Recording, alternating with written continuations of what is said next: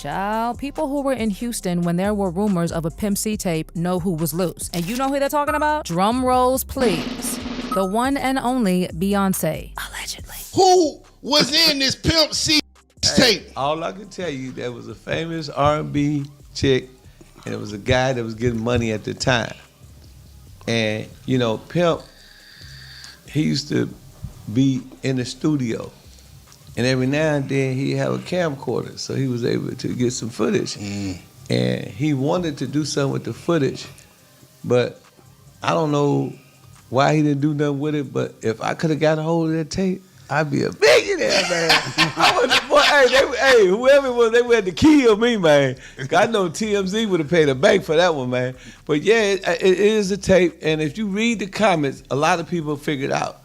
Okay. A lot of people figured out because, you know, people that was in Houston at the time, they know who was a little loose. And that's not even the worst part. Based on some whispers making rounds, Beyonce's name is going to come up pretty heavily in Diddy's trial. And prosecutors are going to expose everything. From how she allegedly participated in the freak-offs, what she knows about Cassie, what she knows about girls being transported around borders, what Jay-Z did to hide their shenanigans, everything. I'm saying, Sean Carter, you're a piece of shit. Taking Pimp C wasn't bad enough? You just want to go down there and you want to just remove all of the balls from every real gangster in Houston. And based on what I've heard, Beyonce's very spicy and racy past is going to be put on blast as well. A lot. And she was trained at the esteemed Berkeley College of Music. Handpicked by my very good friend, Terry Lynn Carrington, Dr. Terry Lynn Carrington, who put together Beyonce's entire female band, which was Matthew Knowles' idea because he couldn't get Beyonce to stop people. Guess you didn't know your daughter well enough because she just started all the girls. Well, basically, what people have been saying is that there's no way Beyonce and Jay-Z could be close friends with Diddy for 2 decades, be business partners, attend his parties, know his family, have countless business ties, vacation together multiple times, know all his kids, and not be complicit or at least aware of the illegal extracurricular activities Diddy is facing trial for. So, of course, it wouldn't be surprising if both Jay-Z and Beyonce are called to the stand. And while the prosecution may largely focus on the relationship between Diddy and the Carters, we know how these trials go. And most of the time, they unearth seemingly unrelated skeletons just to make a connection. Now, in Beyonce's case, what I've heard is that the prosecution intends to paint her as one of the girls who was being transported across borders. And to do that, they're gonna have to bring up Beyonce's alleged dark past. And I'm talking about everything from when she truly started dating Jay-Z, like her age at the time, to intimate activities she has participated in, similar to freak-offs. Guys, that's where Pimp C and their alleged tape comes in. Okay, just for a bit of background, back in the day, Pimp C first signed to Jive Records in 1992 as part of UGK with Bun B, and they released their major label debut album, Too Hard to Swallow. The group then followed this with their second and third major label albums, Super Tight in 1994 and Ridin' Dirty in 1996, both of which charted in the Billboard 200. The group also received national attention in 2000 after being featured on Jay-Z's hit single, Big Pimpin', which peaked at number 18 on the Billboard Hot 100 and number 1 on the Rhythmic Top 40. Then they went on hiatus for the first half of the 2000s, and both members pursued solo careers. Unfortunately, in December 2007, on Jay-Z's birthday, Pimp C was found dead in his hotel room, with a coroner's report attributing his death to complications stemming from heavy consumption of lean and his pre-existing condition of sleep apnea. As for what exactly happened, Pimp C had been staying in the Mondrian Hotel in West Hollywood, California, where he had been working on new music and performing with Too Short. On the morning of December 4th, 2007, he was scheduled to fly back home, where his wife was waiting with his cousin at the airport to pick him up. And after not hearing from him the morning of the scheduled flight, his wife called the hotel and requested that they check on him. Based on reports, the hotel staff discovered Pimp C unresponsive in his hotel room, where paramedics pronounced him dead shortly after. Well, here's where it gets interesting. According to DJ Paul of 3 6 Mafia, Pimp's manager described seeing Pimp's body laying down like he was praying, but there was was blood around like he was hit. They thought he was probably hit in the head, but they didn't know what happened because there was blood everywhere. Based on what DJ Paul said, Pimp was knelt down like he was praying, and the candles were all the way burnt down. So they knew he'd probably been dead for a day or so because he always lit those candles to sleep. We even had someone like Too Short saying that he found the circumstances of Pimp C's death a little sus when he told Hip Hop DX, "I can't believe it's 10 years and I have never till this day been able to accept the circumstances." That's a lot of these little weird situations with folks getting found in hotel rooms, and they always be by themselves in a hotel somewhere in some strange ish. And I'm just like, what the hell is going on with these celebrities and hotel rooms? Checking the 27 Club? You know what this is. Then he also said in an interview with Vlad TV that to him, the death just didn't add up. It's like, I heard some shit about he had his clothes on or something. I don't know. Like, I don't really know if all this is true, but I just heard parts like, I'm like, what happened to my guy? Right. And then they come out with the official. It was a mixture of some stuff, the prescription and something else or something that I don't really know.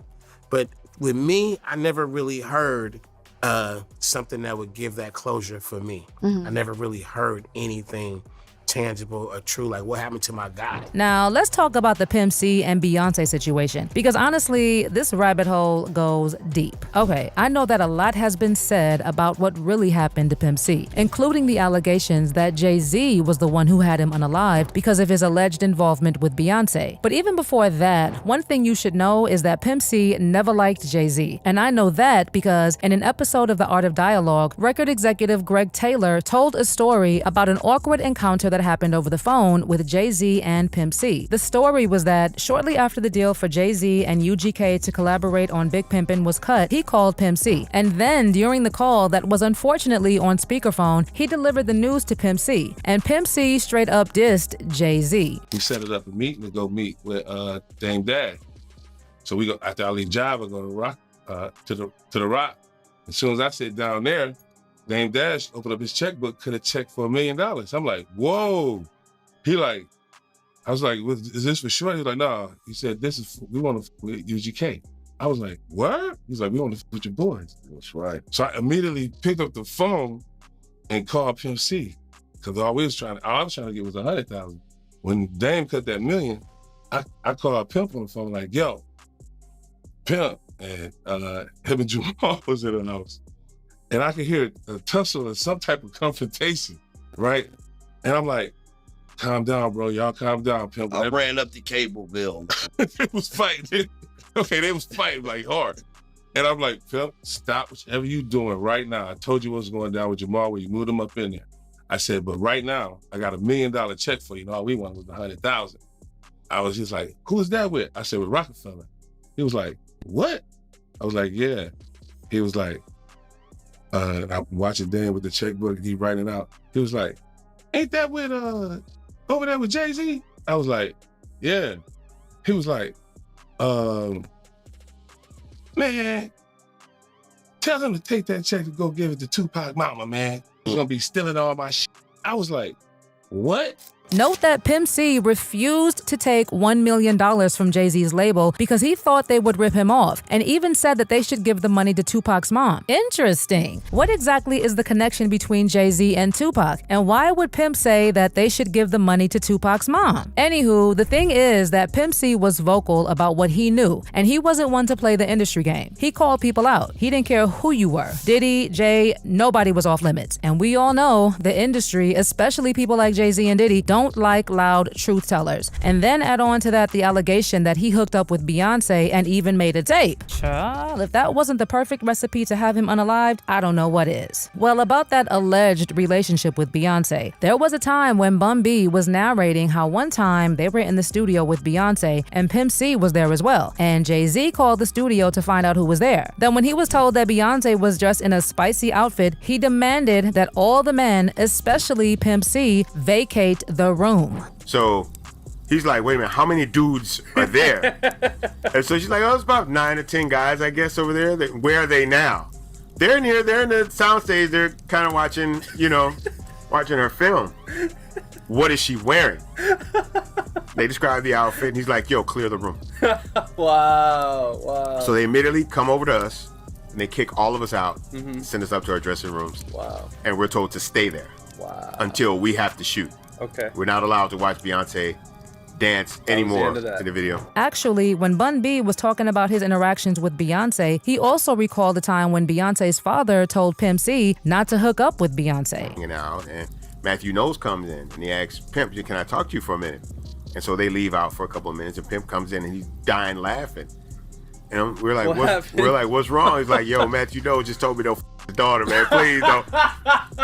Please, my daughter. So basically, word on the street is that this is just one of the things that could come up from Beyonce's past if she takes the stand. But we also know that she's been mentioned quite a few times in relation to this case, right? I mean, there have already been reports that Cassie actually implicated Jay-Z and Beyonce in her initial lawsuit. The thing is, Cassie's lawsuit was allegedly initially 60 pages, but it was narrowed down to 35 pages. And in these pages that were removed, Cassie allegedly also talked a lot about Beyonce and Jay-Z. It is actually said that Jay-Z and Beyonce were implicated in the lawsuit for witnessing Diddy strike Cassie and push her down at one of Diddy's parties. Allegedly, what was in the lawsuit described an incident where after Beyonce witnessed Diddy striking Cassie, Cassie fled upstairs and locked herself in one of the bedrooms. Then Diddy's security tracked her down and Cassie took 30 minutes or more to get herself together. Allegedly, once Cassie was on her way returning to the party, Beyonce and Jessica Alba were waiting for her in the foyer of the house to check on her. Cassie said that Beyonce was visibly upset, and as Diddy and Jay were walking towards them, Beyonce blew a gasket and screamed at Diddy, telling him that what he did was highly offensive and unacceptable. Then Diddy got on his knees and apologized to Cassie, Beyonce, and Jessica. Beyonce was also reportedly super mad at Jay-Z, and she asked him why he was comforting Diddy instead of checking him. And she reportedly even told Jay-Z that she was starting to lose respect for him. Reportedly, after that incident, Beyonce, Cassie, Jessica, and about 20 to 25 people left the party after witnessing what happened or hearing about it. The source also said that Cassie left with Jessica and her people because she knew that if she left with Beyonce, Diddy would track her down because of the connections he had with Jay-Z. Also, remember when Jaguar Wright claimed that Jay-Z and Beyonce are a nasty couple who keep people against their will, putting them on planes while they're unconscious to illegally transport them across borders for you know what? Victims potentially, do you think there could be?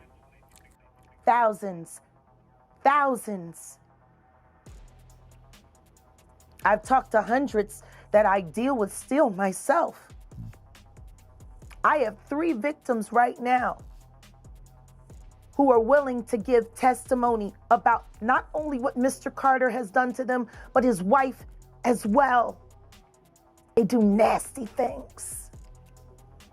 What do you think happened with Kim Keeping people against their will. Putting people on planes while they're unconscious, just like Aaliyah got on that plane. And everyone knows it. The wiretapping of the phones, putting air tag on children during visits. These are normal practices that these people do. Like, isn't this the exact same thing Diddy is being accused of? In addition, there have been allegations that Beyonce also participated in the freak-offs. So like I said, there are a lot of connections between Diddy and the Carters. Allegedly. But the real question is, could Jay-Z have had something to do with Pimp C's death? Well, there's no hard proof, but the whispers have never died. And could this all resurface because of Diddy's mess? Absolutely. Because if one domino falls, the whole structure could collapse. Child, I don't think Beyonce and Jay-Z are gonna avoid their own skeletons coming up if they take the stand. But you let me know if they can somehow avoid it in the comments section below.